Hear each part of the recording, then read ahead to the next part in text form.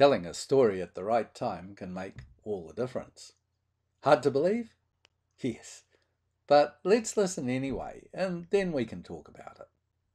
There was once a newly ordained church minister. He had just been appointed to a congregation and was trying to get to know the people and their ways. We fear to say that the congregation had seen better days, quite a lot better. They weren't so sure about what to do and were expecting a lot from the new pastor. Trouble was, he really didn't know what to do. Had a lot of theory, but that was about all. He tended to be officious, even pompous, which wasn't all that appealing. He used to work from a home office, and that had its own set of problems. One morning there was a knock at the door, and a very smartly dressed, well-groomed woman was standing there. Well, thank goodness it wasn't the Jehovah's Witness or Mormons. She introduced herself. "You don't know me, but I heard about your recent appointment." She then gave the name of the charity she worked for. "Could I have 5 minutes of your time?" she asked, with a smile. He found he couldn't say no. "Yes, do come into the study. Would you like a coffee or maybe a tea?" She declined with a thank you, and she really did only want 5 minutes of his time. "I've got some things to offer you that could make or break your ministry over a lifetime. Buy them and see the difference it makes." "Well, that sounds too good to be true," he said, all the while thinking that this has to be the worst sales pitch of all time. Nothing, absolutely nothing, could live up to that promise. The trouble was, she did have a slightly angelic look about her, and that clouded his otherwise rational judgment. "Well, what exactly are you offering, and how much does it cost?" The answer took him by surprise.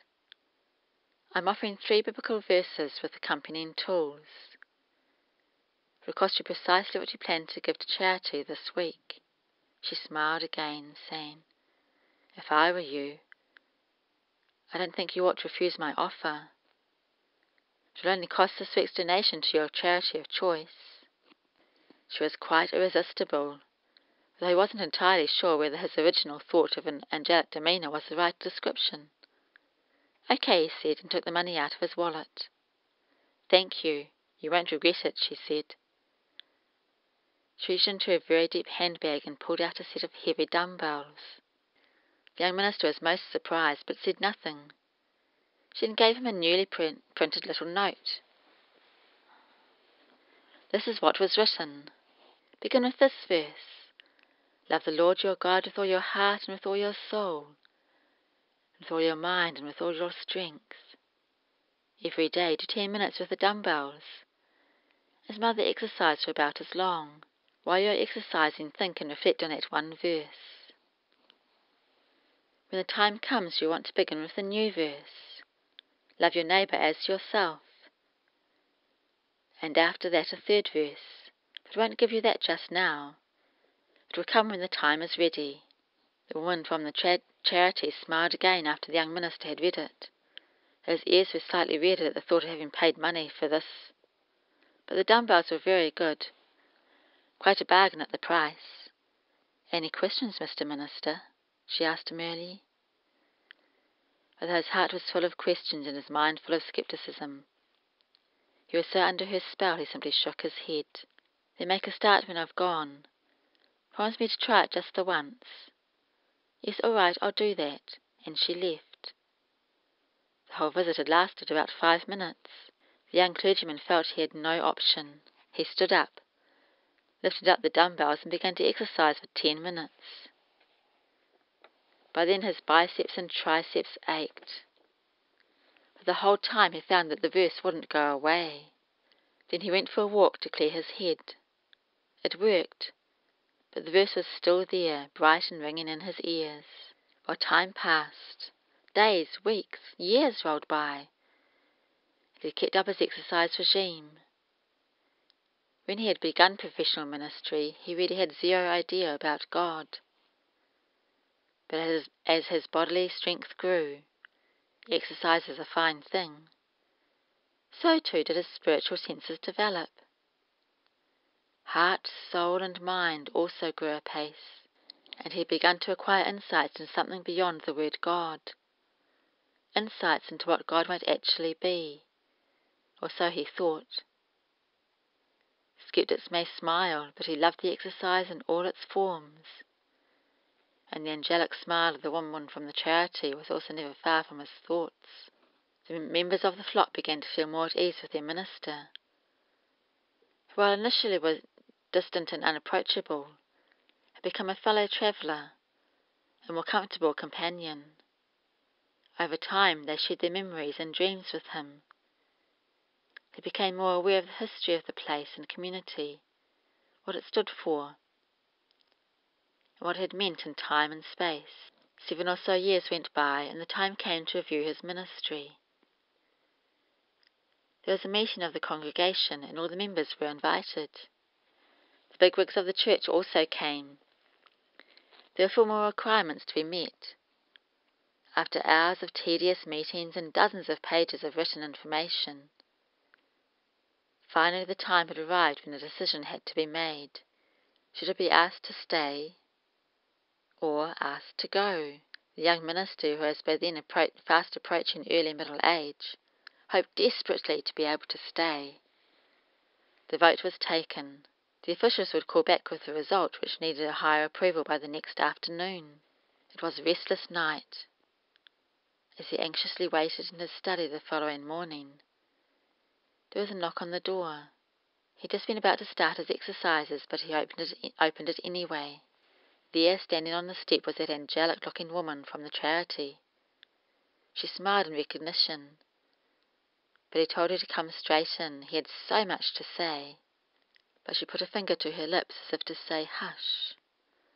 Then, "Could I have 5 minutes of your time?" she asked with that beguiling smile. All he could do was nod agreement.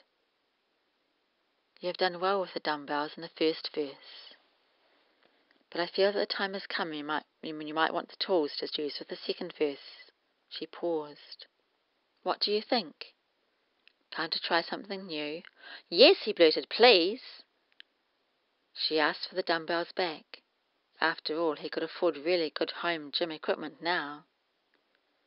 He gave them to her, and she put them back into her very large handbag. Maybe she was going to give them to someone else. Then she said, "Remember the second verse?" "Of course," he replied. "Love your neighbour as yourself." "Well done. Here's your new equipment," and handed him a mirror. And then the woman from the charity promptly left. As he stepped back inside the office, the phone began ringing. Church headquarters was on the line, to inform him he could stay for as long as the congregation wanted him, and this was to be reviewed annually. It was a perfect result. The years, and indeed 2 decades, rolled by. Having become strong and wise in the ways in which to love God, he was now charged with a new energy, finding what to love in himself and in the members of the congregation. That mirror was very useful. Sometimes when he was looking at himself, he saw, well, it's obvious. All the while his work became a vocation not just for him, but the flock itself. The one was transforming the other, and vice versa. Individual and collective memories were building up in all sorts of ways. When the annual ministry reviews happened, there was always the affirmation that comes from deep appreciation. Then one morning, unexpectedly, as he was doing his spiritual and physical exercise, he felt very unwell. There was a knock at the door. He wasn't sure about opening it, but his eyes strayed to the note. The first 2 verses were there, but not the third. The room was now very unsteady. The knocking was much more insistent. As he looked toward the door and looked out the office window, he saw a very unexpected view. It had become a most interesting window. He was looking at a vast panorama of memories. He and the congregation had built them all. The golden thread of meaning was in his hands, and was drawing him into the window in the walls of time. The door began to open, although he couldn't move. His arms and legs were too heavy. He was too unsteady to even get to his feet. But his mind was clear and calm. He glanced again at the desk and the note. A third verse had appeared, now and now out of focus. What did it say? What did it say?